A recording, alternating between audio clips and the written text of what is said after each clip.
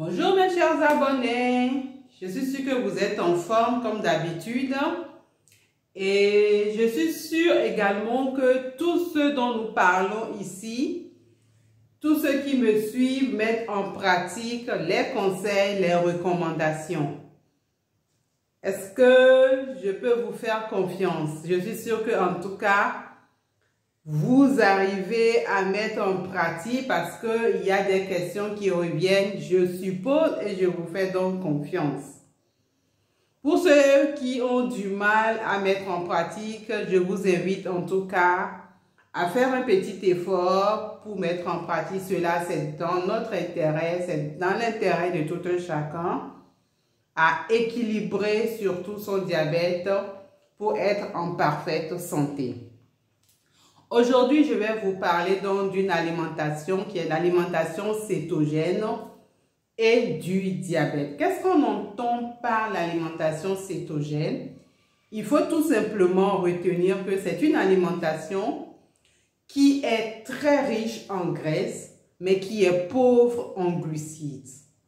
Pourquoi est-ce que cette alimentation peut aider le diabète, c'est-à-dire que peut contribuer à avoir un diabète plus ou moins normal, mais ce n'est pas indiqué chez toutes les personnes. Pourquoi? Parce qu'on sait que le diabète, c'est quand le taux de sucre reste élevé dans le sang de façon permanente.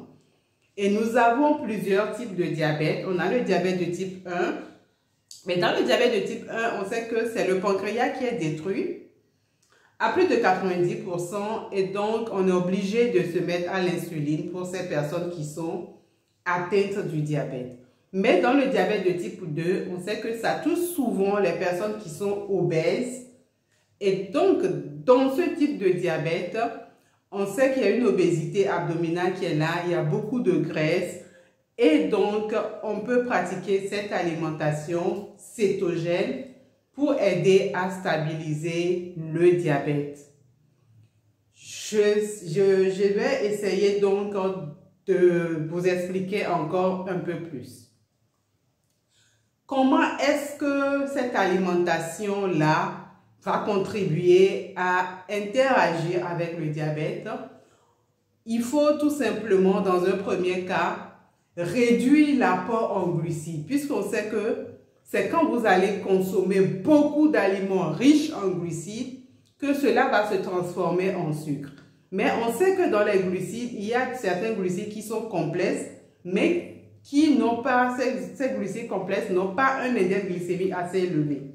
Mais ceux qui vont se mettre donc à consommer beaucoup de glucides, qui sont des glucides qui ne sont pas complexes, là, ils vont augmenter leur taux de sucre. Donc, l'alimentation cétogène invite donc à réduire considérablement l'apport en glucides, mais à augmenter donc l'apport en graisse. Et comment est-ce que ça va se faire? Ça va donc aider le corps, puisque pour fournir de l'énergie, on sait que c'est quand nous mangeons sucré, les glucides qui se transforment en force, en énergie.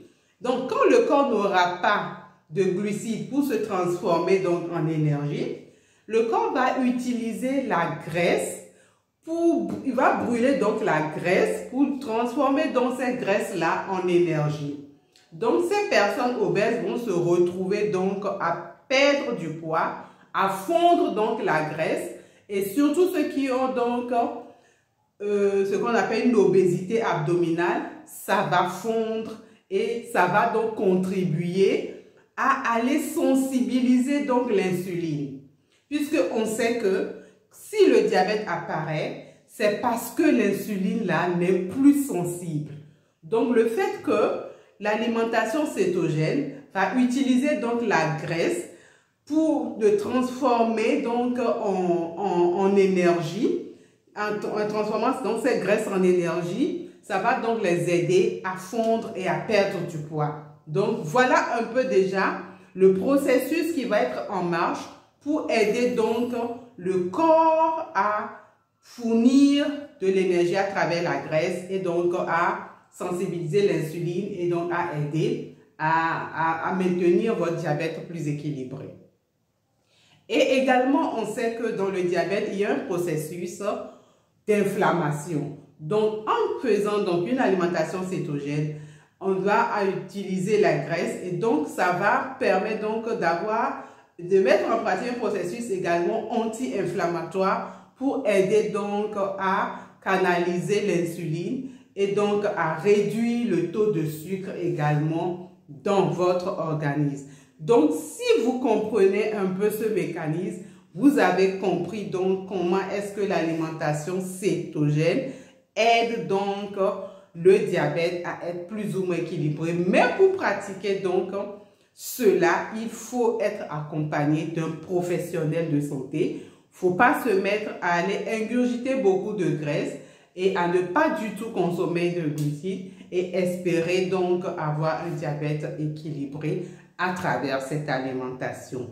Comme je le dis, il faut un accompagnement et donc je vous invite à faire tout pour que votre diabète soit équilibré. Vous n'êtes pas forcément obligé d'avoir une alimentation cétogène. Il y a beaucoup de mesures dont nous en avons beaucoup parlé sur cette chaîne ici qui peut vous aider. Mais c'est pour attirer votre attention. Il y a beaucoup de gens qui demandent, mais docteur, l'alimentation cétogène, ça sert à quoi? Parce qu'ils regardent beaucoup sur les médias où on parle de certaines alimentations, de certains régimes cétogènes qui va aider à faire fondre ou bien à perdre du poids, ainsi de suite. Et c'est pour ça d'ailleurs que je vous en parle aujourd'hui. Merci de partager donc cette vidéo. Merci de vous abonner et à très prochainement.